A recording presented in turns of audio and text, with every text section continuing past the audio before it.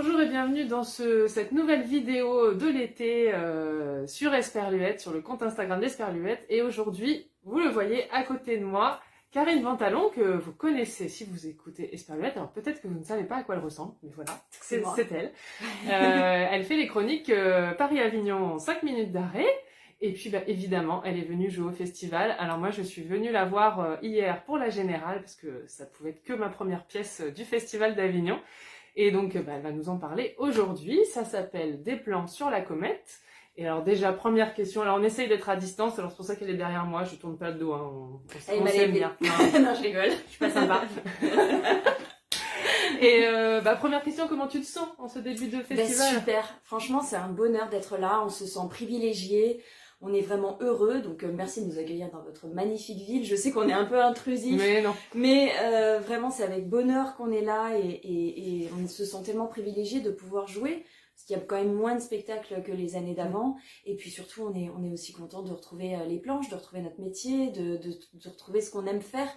En ce qui me concerne, j'avais pas joué au théâtre depuis le mois d'octobre, puisque c'est là qu'il y a eu le deuxième confinement. Voilà, la coupure, on était en pleine tournée théâtrale, on avait 30 dates dans toute la France, et du jour au lendemain, on voit toutes les dates qui s'annulent les unes après les autres. Alors au début, c'est des reports, après il y a eu des reports de reports, des reports de reports de reports. Oui, puis l'incertitude aussi, le fait de... L'incertitude, ouais. On s'est dit ça peut peut-être repartir en janvier, c'est pas reparti. Après on s'est dit le festival c'est mort.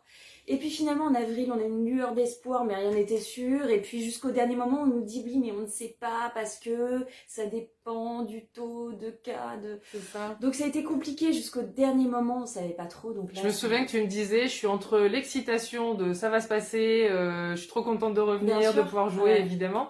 Et puis en même temps, j'arrive pas à m'enthousiasmer à fond parce que je suis pas sûre. Mais c'est ça, il y avait une part de nous qui se blindait, mais pour se protéger, parce que comme ça fait plus d'un an qu'on nous dit ok, et puis après, ah bah non, ah bah oui, ah bah non. Mais il y a un moment, effectivement, même quand on vous dit le festival a lieu, c'est génial, tu bloques tes dates, on va trouver un appart, on va faire ci, on va faire ça, on va faire...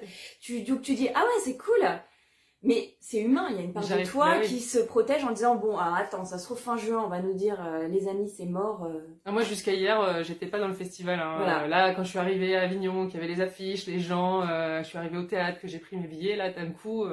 Mais pareil, je suis pas encore. On sent que dans la ville, c'est pas encore l'effervescence d'habitude. C'est beaucoup plus calme. Il y a beaucoup moins d'affiches, je trouve. Ouais, ça tracte pas beaucoup. En ça tout cas, c'est très timide. Parce que c'est vrai que pour le coup, c'est compliqué de tracter masqué aussi, donc peut-être qu'on va tracter moins longtemps. Donc peut-être ça arrangera certains, mais c'est vrai que voilà, il y a aussi ça à prendre en compte, c'est que avec la chaleur, le masque, etc.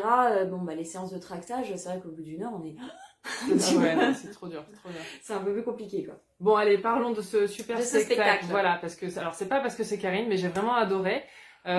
C'était pour une première, c'était parfait. C'était un spectacle que j'ai trouvé drôle, émouvant aussi, et surtout j'ai trouvé qu'il y avait une certaine douceur. Donc on va en parler. Déjà, est-ce que tu peux nous présenter ce spectacle, de quoi il parle, et avec qui tu joues, parce que tu n'es pas toute seule. Exactement. Donc c'est une pièce qui s'appelle Des plans sur la comète. Elle a été écrite et mise en scène par Tristan Petit-Gérard, qui avait déjà mis en scène La Machine de Turing, qui a eu 4 Molières, et le succès qu'on lui connaît avec Benoît Solès et Amaury de Criancourt, entre autres, puisque maintenant il y a une autre équipe, voilà exactement.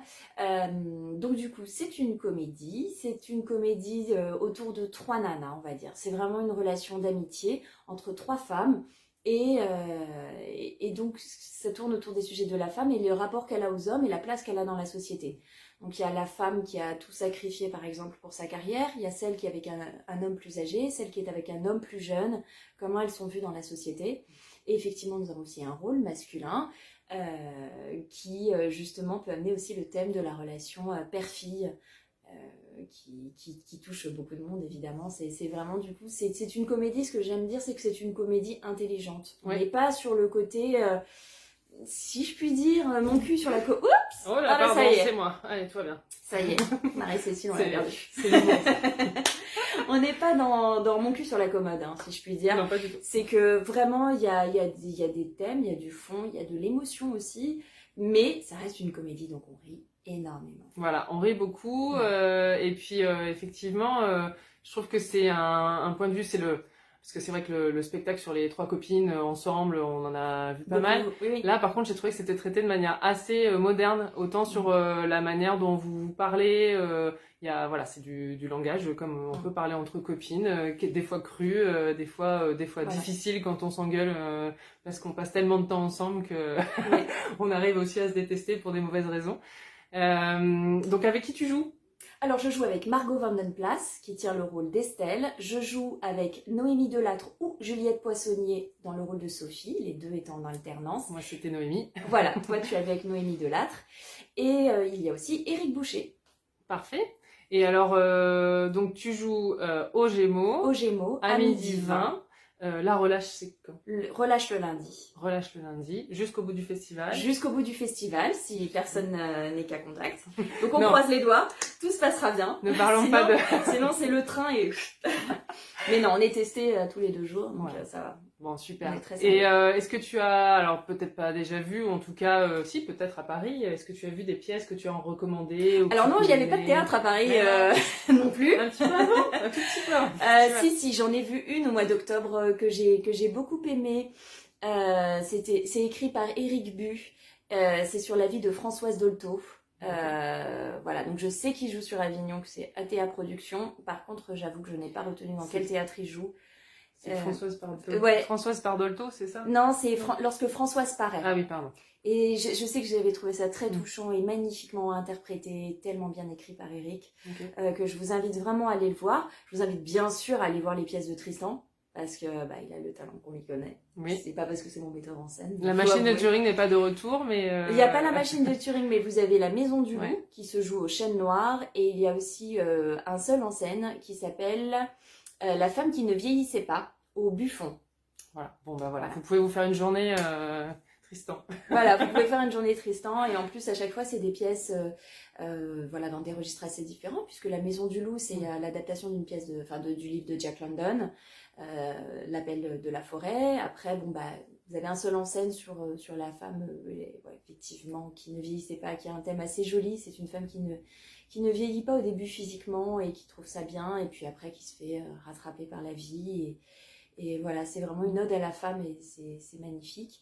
Et puis donc Nous, qui est une comédie avec pas mal de thèmes abordés. Qu'on peut venir voir à peu près en famille, je pense que... Oui. Voilà, pas les jeunes enfants. Pas mais, les tout jeunes, parce que non. bon, y a des conversations entre nanas. Oui, puis même on c'est n'est peut-être pas un dans peu les- long pour, voilà. pour Voilà. du jeune public, ouais. Ah oui, la pièce dure 1h30. Voilà. Donc, ouais, super. En tout cas, moi, j'ai passé un très bon moment. Je suis Tant mieux. ravie de te retrouver. Moi aussi. Et puis bientôt, peut-être une chronique. Avec grand plaisir. Soit si tu as le temps pendant le festival, soit juste après. En tout cas, je te souhaite un très bon festival d'Avignon. Je prends. Et à tous tes coéquipiers Je leur pendant le transmettrai. festival. Merci pour ce super moment. Et Merci à toi. vraiment, allez voir Des plans sur la comète à midi 20 au Théâtre des Gémeaux. À bientôt. On vous attend. Esperluette. En mode festival.